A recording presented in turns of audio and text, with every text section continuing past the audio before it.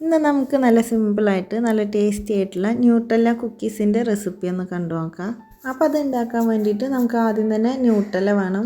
Nutella ഇതുപോലെ ഒരു tray എടുത്തിട്ടുണ്ട്.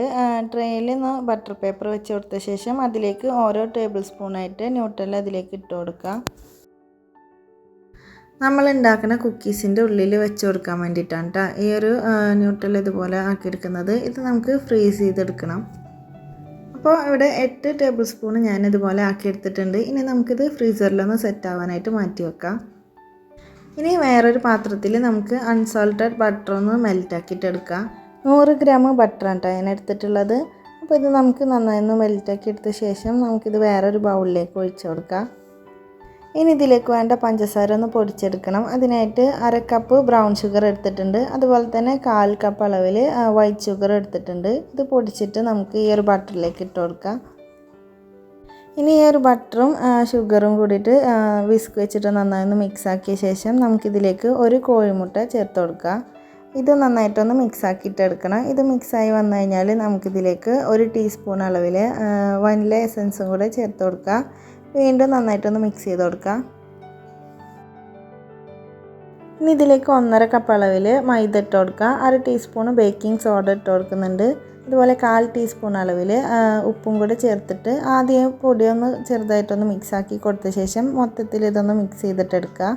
അപ്പോൾ നമുക്ക് ഇതുപോലെ ഒരു സ്പാച്ചിൽ വെച്ചിട്ട് നന്നായിട്ടൊന്ന് മിക്സ് ചെയ്തെടുത്ത ശേഷം ഇനി നമുക്കിതിലേക്ക് ചോക്ലേറ്റ് ചിപ്സാണ് കേട്ടോ ചേർത്ത് കൊടുക്കേണ്ടത്.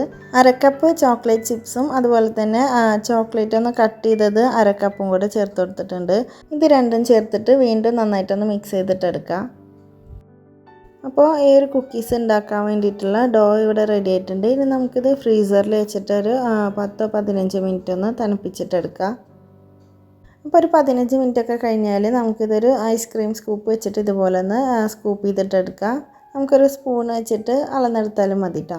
അപ്പോൾ നമുക്ക് കുറച്ച് വലിയൊരു ബോൾസ് ആക്കിയിട്ടാണ് കേട്ടോ ഞാൻ എടുത്തിട്ടുള്ളത്. ഇനി ഇത് നന്നായി ഒന്ന് പരത്തി കൊടുത്ത ശേഷം നമ്മൾ നേരത്തെ ഫ്രീസ് ചെയ്തെടുത്തിട്ടുള്ള ഒരു ന്യൂട്ടെല്ല നടുവിലായിട്ട് വെച്ച് കൊടുക്കുന്നുണ്ട്. ഇനി ഇത് നമുക്കൊന്ന് ബോളാക്കിയിട്ട് റൗണ്ട് ചെയ്തിട്ടെടുക്കാം. എനിക്കിവിടെ 6 കുക്കീസാണ് കേട്ടോ കിട്ടിയിട്ടുള്ളത്. നമുക്ക് ഈ ഒരു ബോൾ ചെറുതാക്കി എടുക്കുന്നുണ്ടെങ്കിൽ 8 കുക്കീസ് വരെ ഇതിൽ ഉണ്ടാക്കിയെടുക്കാൻ പറ്റും. അപ്പോൾ ഇത് ഒരെണ്ണം ഇവിടെ സെറ്റ് ചെയ്തെടുത്തിട്ടുണ്ട്. ഇതുപോലെ തന്നെ ബാക്കിയുള്ളതൊന്ന് റെഡിയാക്കിയിട്ടെടുക്കാം. അപ്പോൾ 6 കുക്കീസും ഇവിടെ റെഡിയാക്കി എടുത്തിട്ടുണ്ട്. ഇനി നമുക്ക് ഇതിൻ്റെ മുകളിലായിട്ട് ചോക്ലേറ്റ് ഒന്ന് കട്ട് ചെയ്തതും കൂടെ വെച്ച് കൊടുക്കുന്നുണ്ട്. ഇതും വെച്ച് കൊടുത്ത ശേഷം നമുക്കിതൊരു അരമണിക്കൂർ ഫ്രീസറിലൊന്ന് തണുക്കാനായിട്ട് മാറ്റി വെക്കണം.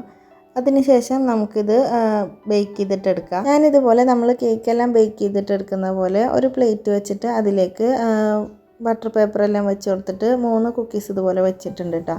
ഇനി ഇത് ഏറ്റവും ലോ ഫ്ലെയിമിലിട്ടിട്ട് നമുക്ക് ഒരു 20-25 മിനിറ്റ് വരെ ഒന്ന് ബേക്ക് ചെയ്തിട്ടെടുക്കാം. അപ്പോൾ ഇതാ നമ്മൾ കുക്കീസെല്ലാം ഇവിടെ കറക്റ്റായിട്ട് തന്നെ ബേക്കായി വന്നിട്ടുണ്ട്. ഞാൻ ഫസ്റ്റ് ബാച്ച് ബേക്ക് ചെയ്തെടുത്തിട്ടുള്ള ഒരു കുക്കീസിൻ്റെ ഒരു വീഡിയോ ഇതിൽ നിന്ന് മിസ്സായിട്ടുണ്ട് കേട്ടോ. അപ്പോൾ നമ്മൾ കുക്കീസെല്ലാം ഇവിടെ കറക്റ്റായിട്ട് തന്നെ വന്നിട്ടുണ്ട്.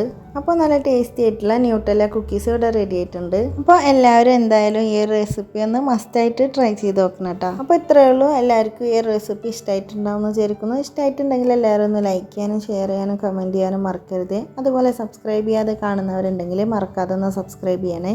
ഇനി ഇതുപോലെ നല്ല റെസിപ്പിയുമായിട്ട് അടുത്ത വീഡിയോയിൽ കാണാം. താങ്ക്